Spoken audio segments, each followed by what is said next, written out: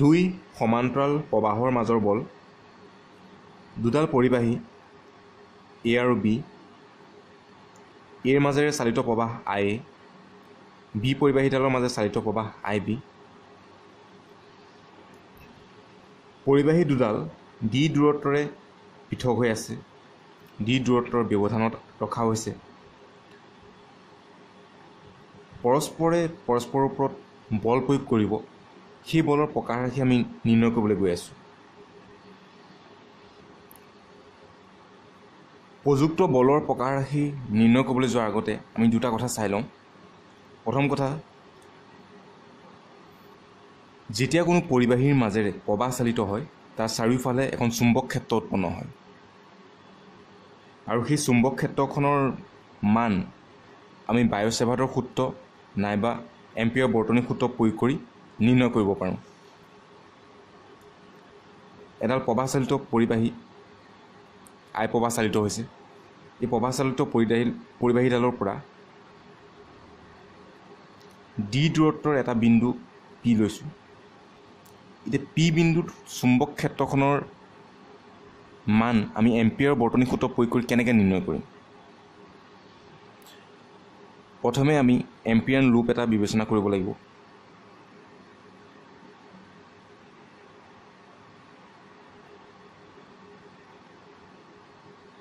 এই বৃত্তাকাৰ কুণ্ডলীটো হৈছে এম্পিয়াৰ লুপ এতিয়া এম্পিয়াৰ বৰ্তনী সূত্ৰ অনুসৰি চালিত চুম্বক ক্ষেত্ৰখনৰ পি বিন্দুত চুম্বক ক্ষেত্ৰখন কেনেধৰণৰ হ'ব চাওক মিউ নট আই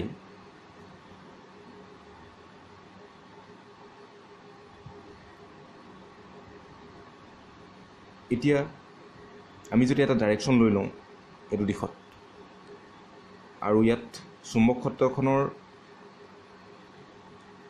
দিশটো সেই ডাইৰেকশ্যনৰ দিশতে হ'ব অৰ্থাৎ এই বৃত্তটোৰ স্পৰ্শিকৰ দিশত চুম্বক ক্ষেত্ৰখনৰ দিশ সূচাব গতিকে দুইটা একে ডাইৰেকশ্যনতে আছে কছ 0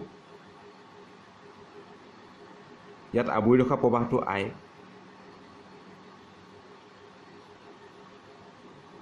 চ' বি কছ 0 1 হয় ডি এলটো ইণ্টিগ্ৰেট কৰিলে আমি কি পাম এই লুপটো যিহেতু ইয়াত অৰ্থাৎ এই বৃত্তাকাৰ কুণ্ডলীটোৰ পৰিধিৰ দৈৰ্ঘ্য সেইটো হ'ব 2 পাই ডি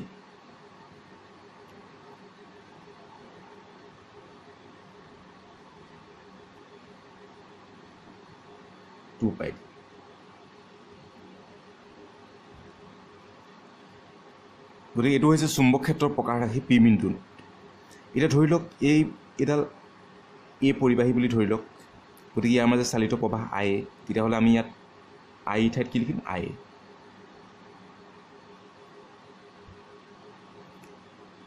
এতিয়া প্ৰথম চিত্ৰটো মন কৰক প্ৰথম চিত্ৰটোত আচলতে কি হ'ব দুডাল পৰিবাহী আছে এ আৰু বি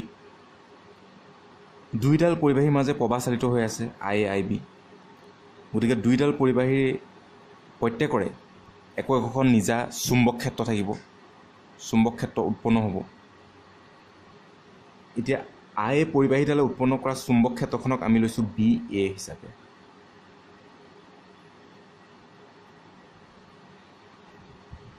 এই চুম্বক ক্ষেত্ৰখনৰ মান বি পৰিবাহীৰ কোনো এক বিন্দুত কিমান হ'ব বি পৰিবাহীৰ কোনো এক বিন্দুত নিৰ্ণয় কৰিবৰ কাৰণে যেহেতু ডি দূৰত্বৰে পৃথক হৈ আছে গতিকে ইয়াত আহিব 2 পাই ডি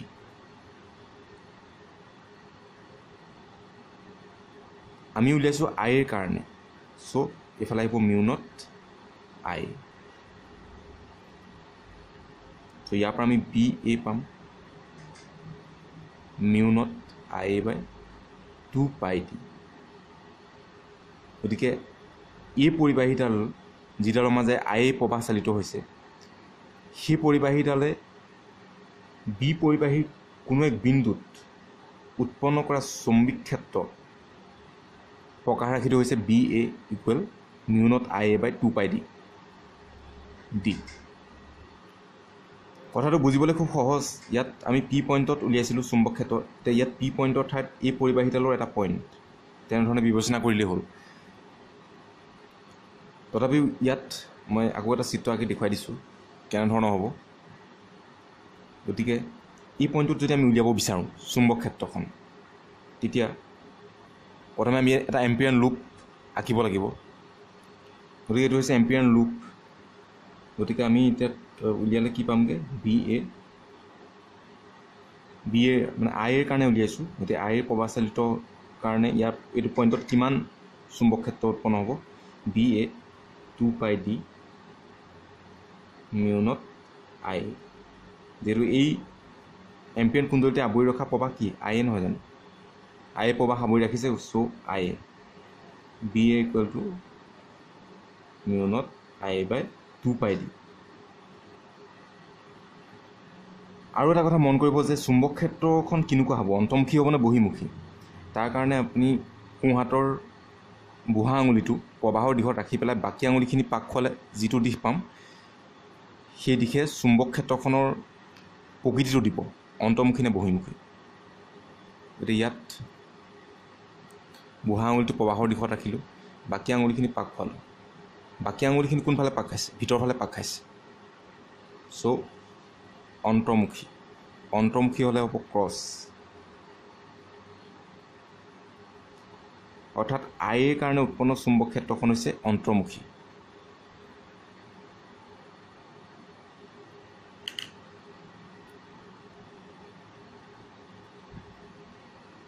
আই এৰ কাৰণে বি এ চুম্বক ক্ষেত্ৰ উৎপন্ন হৈছে আৰু প্ৰকৃতিটো হৈছে অন্তৰ্মুখী।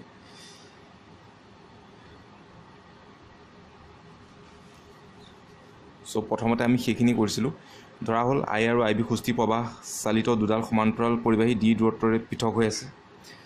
বি পৰিবাহীৰ কোনো এক বিন্দুত আই এৰ বাবে উৎপন্ন চৌম্বিক ক্ষেত্ৰ B A 2πd equal to μ0 I. এইটো কেনেকৈ আহিলে দেখুৱাইছোঁ অলৰেডি। বি এটো পালোগৈ μ0 I A by 2πd, equation 1। B A ক্ষেত্ৰৰ বাবে আই বি প্ৰবাহচালিত পৰিবাহীৰ ওপৰত প্ৰযুক্ত বল। এতিয়া ইটো কেনেকৈ আহিব সেই সম্পৰ্কে চাই লওক আপোনালোকে। এই ডায়েগ্ৰামটোতে চাই লওক যে আই এ এখন চুম্বক ক্ষেত্ৰ উৎপন্ন কৰিলে সেই চুম্বক ক্ষেত্ৰখন হৈছে এনেধৰণৰ অন্তৰ্মুখী, আৰু সেইখনক আমি বি এ হিচাপে নামকৰণ কৰিছোঁ, চিহ্নিত কৰিছোঁ। এতিয়া কথাটো এনেকুৱা হৈছে যে বি এ চুম্বক ক্ষেত্ৰখনত আই বি প্ৰবাহচালিত পৰিবাহীডাল ৰখা হৈছে। ইয়াত তেনেধৰণৰ হৈছে কথাটো যে আই এ যিখন চুম্বক ক্ষেত্ৰ উৎপন্ন কৰিলে বি এ, সেইখন হৈছে বি এ, আৰু বি এখন হৈছে অন্তৰ্মুখী। সেই বি এ চুম্বক ক্ষেত্ৰত আই বি প্ৰবাহচালিতডাল পৰিবাহীডালক ৰাখি থোৱা হৈছে, ৰখাৰ নিচিনা হৈছে। আৰু আমি এটা কথা পাইছিলোঁৱেই, যেতিয়া বাহ্যিক চৌম্বিক ক্ষেত্ৰখনত প্ৰবাহচালিত পৰিবাহীডাল ৰখা হয় তেতিয়া তাৰ ওপৰত চৌম্বিক বলে ক্ৰিয়া কৰে, বল প্ৰযুক্ত হয়। অৰ্থাৎ এইখন এখন বাহ্যিক চৌম্বিক ক্ষেত্ৰ, তাত আই প্ৰবাহচালিত পৰিবাহীডাল ৰখা হৈছে। সেই পৰিবাহীডালৰ ওপৰত চৌম্বিক বলে ক্ৰিয়া কৰিব, আৰু তাৰ প্ৰকাৰ কি আছিলে F equal to I L cross B.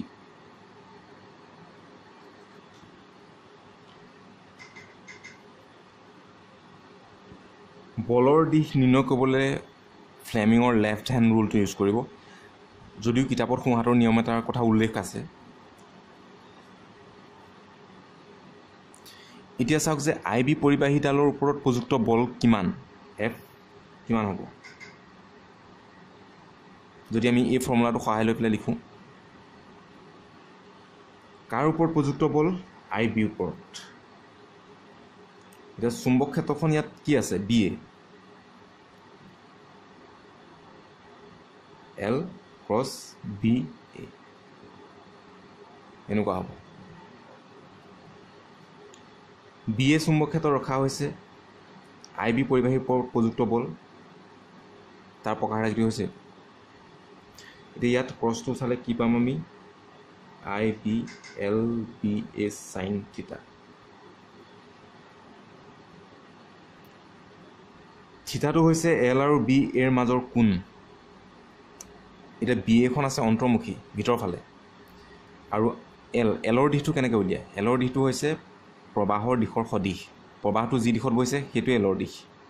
এতিয়া প্ৰবাহটো বৈ গৈছে এই ধৰণে, আৰু বিখন আছে ক্ৰছ মানে ভিতৰ ফালে অৰ্থাৎ কথাটো এনেকুৱা হৈছে এইখন বি ভিতৰ ফালে আছে আৰু প্ৰবাহ বৈ গৈছে এনেধৰণে গতিকে দুইটাৰ মাজত কোণ কিমান ভালকৈ মন কৰক দুইটাৰ মাজত কোণ কিমান হ'ব 90 ডিগ্ৰী গতিকে I B L B A sine 90 degree আৰু চাইন 90 ডিগ্ৰী মান 1 so' I B L B A এইটো ফাইনেল এতিয়া এই এফটো আমি এনেকৈ লিখিব পাৰোঁ এফ বি এ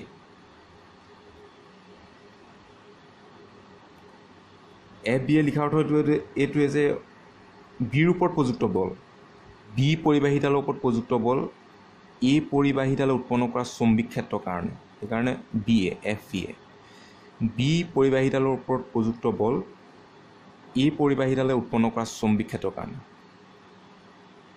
চ' এয়া লিখিলে এইটো এতিয়া ফাইনেল যিটো পালোঁ সেইটো চাওক যে আই বি এল বি এ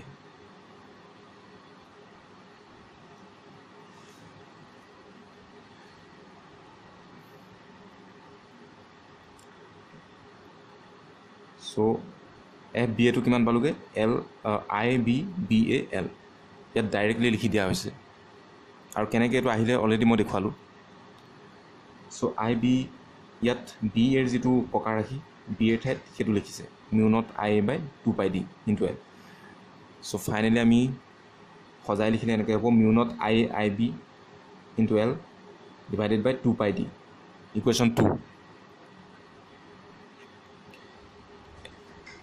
এটা কথা কৈছিলোঁ যে পৰস্পৰে একোখন চুম্বক ক্ষেত্ৰ উৎপন্ন কৰিব আই এ যি ধৰণে এখন চুম্বক ক্ষেত্ৰ উৎপন্ন কৰিলে বি এ ঠিক তেনেদৰে আই বি এও এখন চুম্বক ক্ষেত্ৰ উৎপন্ন কৰিব আই বি এ উৎপন্ন কৰা চুম্বক ক্ষেত্ৰখনৰ দিশটো কেনেকুৱা হ'ব এতিয়া সেইটো দিশটো আই বি এ উৎপন্ন কৰা চুম্বক ক্ষেত্ৰ গতিকে আই বিৰ দিশত আই বিৰ প্ৰবাহৰ দিশত আমি যেতিয়া বুঢ়া আঙুলিটো ৰাখিম এনেধৰণে গৈছে প্ৰবাহটো বাকী আঙুলিকেইটা যিফালে ঘূৰ খায় পাক খায় সেইফালে চুম্বক ক্ষেত্ৰৰ দিশ যাব গতিকে এইখন হ'ব এনেকুৱা ডট বহিমুখী প্ৰবাহটো এইফালে বৈ গৈছিলে আই বিত গতিকে আমি এইখন হ'ব বি বি অৰ্থাৎ আই বি এ উৎপন্ন কৰা চুম্বক ক্ষেত্ৰ আৰু ইয়াৰ প্ৰকাৰ ৰাশিটো আমি পূৰ্বতে যেনেকৈ উলিয়াইছিলোঁ যিহেতু ডি দূৰত্বৰে পৃথক হৈ আছে গতিকে একেই হ'বগৈ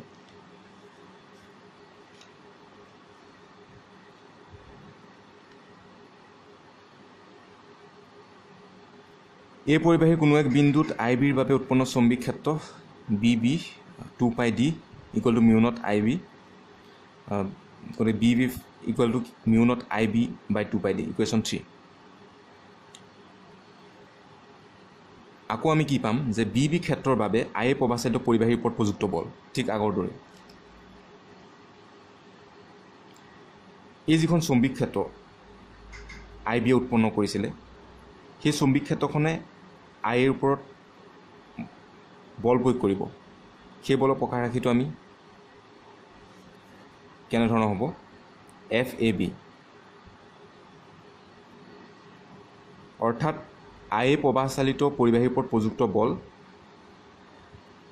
আই বি এ উৎপন্ন কৰা বি পৰিবাহীয়ে উৎপন্ন কৰা চৌম্বিক ক্ষেত্ৰৰ কাৰণে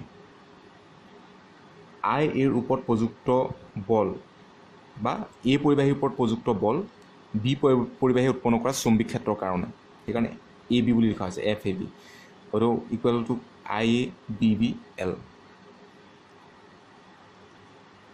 গতিকে আমি বি বিৰ মানটো ইয়াত বহুৱাইলে ফাইনেলি আমি পামগৈ mu naught I A I B into L by 2 pi D equation 4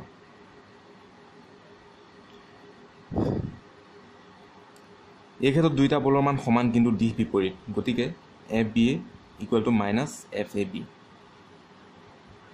এতিয়া বলৰ দিশটো কেনেকৈ উলিয়াব বলৰ দিশটো মই দেখুৱাই দিয়া নাই বলৰ দিশটো কেনেকৈ উলিয়াম সেইটো চাওক Fleming left hand rule use কৰক বাওঁ হাতৰ আঙুলি 3টা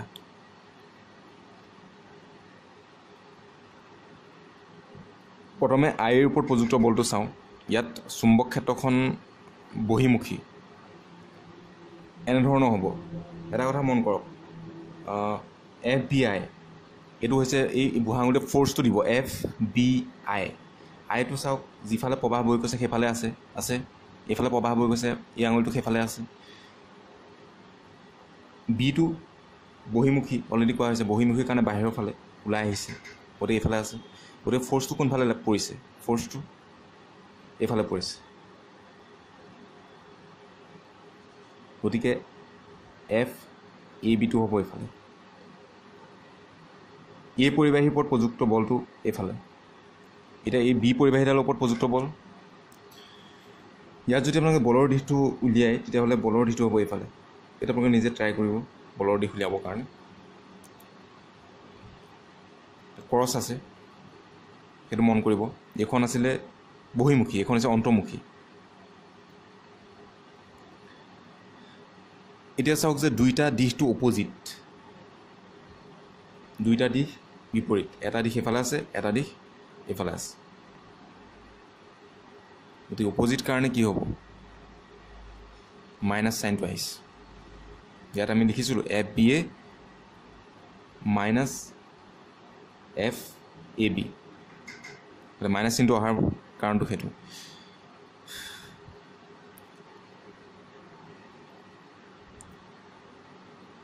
একমুখী সমান্তৰাল প্ৰবাহে আকৰ্ষণ আৰু বিপৰীতমুখী সমান্তৰাল প্ৰবাহে বিকৰ্ষণ কৰে।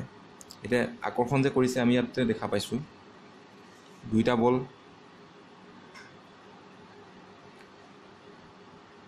পৰস্পৰ ফালে কিয়া কৰিছে, গতিকে আকৰ্ষণ হৈছে সিহঁতৰ মাজত। আৰু যদি বিপৰীতমুখী প্ৰবাহ হয়, কথাটো এনেকুৱা, প্ৰবাহটো একেফালে চালিত হৈছে, গতিকে এই পৰিবাহীটোৰ মাজত আকৰ্ষণ হ'ব। প্ৰবাহটো বিপৰীত ফালে চালিত হৈছে, এই পৰিবাহীটোৰ মাজত বিকৰ্ষণ হ'ব। কিন্তু যিটো বল পোৱা যায়, সেই বলটো আচলতে খুব কম মানৰ এটা বলে কিয়া কৰে। সেইকাৰণে আমাৰ দৃষ্টিগোচৰ নহয় আচলতে। আৰু এইখিনিতে আৰু এটা কথা কৈ থওঁ, যদি কুৱেশ্যনটো এনেকৈ আহে যে প্ৰতি একক দৈৰ্ঘ্যত প্ৰযুক্ত বলৰ প্ৰকাৰ ৰাখি উলিওৱা, তেতিয়া আপোনালোকে কি কৰিব লাগিব? এই যিটো L আছে, এইফালে আছে FAB, এইফালে আছে L, এই Lটো ডিভাইড কৰিব লাগিব, FAB ডিভাইডেড বাই L। অৰ্থাৎ এনেকুৱা হ'ব, প্ৰতি একক দৈৰ্ঘ্যত প্ৰযুক্ত বল দিয়াব দিলে এনেধৰণৰ হ'ব। এইফালে Lটো আছিলে, Lটো এইফালে লৈ আনিলোঁ লেফ্ট ছাইডলৈ, গতিকে ডিভাইড হ'ল FAB by L equal to mu naught IB by 2/D। এইটো হৈছে প্ৰতি একক দৈৰ্ঘ্যত প্ৰযুক্ত বল। ঠিক তেনেধৰণে আগতে যিটো পাইছিলোঁ FBA, তাতো আমি এনেকৈ উলিয়াব লাগিব।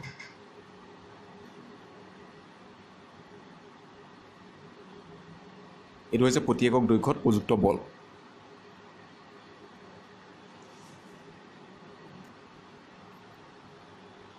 এতিয়া এই যে পৰিবাহী দুডালৰ মাজত আকৰ্ষণী বা বিকৰ্ষণী বলে প্ৰয়োগ কৰে, এই বলৰ এটা নিৰ্দিষ্ট মানৰ ওপৰত ভিত্তি কৰি 1 এম্পিয়াৰৰ সংজ্ঞা আগবঢ়োৱা হৈছে।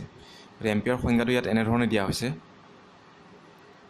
এম্পিয়াৰৰ সংজ্ঞা: বায়ুশূন্য স্থানত 1 মিটাৰ অন্তৰত বা ব্যৱধানত সংস্থাপিত বা ৰখা দুডাল সুষম প্ৰস্থছেদৰ অতি দীঘল পোন সমান্তৰাল পৰিবাহীয়েদি একেমানৰ প্ৰবাহ চালিত হ'লে যদি পৰিবাহী দুডালৰ মাজত ক্ৰিয়া কৰা বলৰ মান প্ৰতি মিটাৰত 2 × 10⁻⁷ নিউটন হয়, তেতিয়া পৰিবাহী দুডালৰ প্ৰত্যেকৰে মাজেদি চালিত হোৱা প্ৰবাহৰ মানক 1 এম্পিয়াৰ বোলা হয়। গাণিতিকভাৱে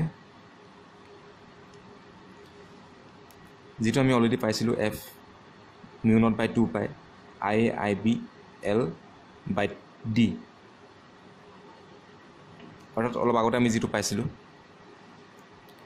F/L, গতিকে এইটো কৰিলে হ'ব। এইটো যিটো আমি অলৰেডি পাইছিলোঁ, এইটো তাৰ পৰা লোৱা হৈছে। চ' ইয়াত যদি IAIB 1 এম্পিয়াৰ হয়, মানে একক প্ৰবাহ চালিত হয়, যদি D পৰিবাহী দুডালৰ মাজৰ ব্যৱধানটো যদি 1 মিটাৰ হয়, তেনে ক্ষেত্ৰত ইয়াত সংজ্ঞাটোত কি কোৱা হৈছে যে পৰস্পৰৰ মাজত ক্ৰিয়া কৰা বলৰ মানটো 2 × 10⁻⁷ ওলাব লাগে, পাব লাগে। তেতিয়া আমি তাৰ মানটোক মানে পৰিবাহীডালৰ মাজে চালিত প্ৰবাহৰ মানক 1 এম্পিয়াৰ বুলি ক'ম। এতিয়া বলৰ প্ৰতি একক দৈৰ্ঘ্যত ক্ৰিয়া কৰা বলৰ মানটো আমি চাইছোঁ। গতিকে প্ৰতি একক দৈৰ্ঘ্যৰ কাৰণে এলৰ ঠাইত 1 আহিলে। μ0/2π এইটো